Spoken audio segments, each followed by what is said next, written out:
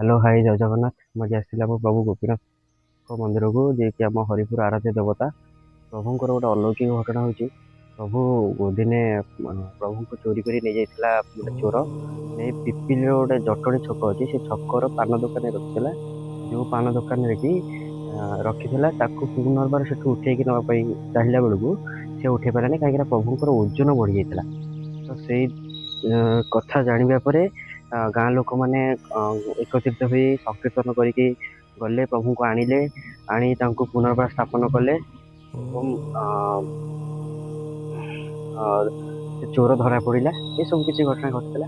ତ ଏଇଟା ଥିଲା ଗୋଟେ ପ୍ରଭୁଙ୍କର ଗୋଟେ ଅଲୌକିକ ଘଟଣା। ଆଉ ଗୋଟେ ଘଟଣା ହେଉଛି, ଗାଁର ମନ୍ଦିରରେ ପ୍ରଭୁ ପ୍ରତ୍ୟେକ ଦିନ ରାତିରେ ପାଉଁଜି ପିନ୍ଧି ଚାଲନ୍ତି, ବଂଶୀ ଏବଂ ପାଉଁଜି ପିନ୍ଧି ଚାଲନ୍ତି। ସେଥିପାଇଁ କୌଣସି ବି ଗାଁର ଲୋକମାନେ, ସ୍ତ୍ରୀ ଲୋକମାନେ ବା ଝିଅମାନେ କେହି ପାଉଁଜି ପିନ୍ଧନ୍ତିନି।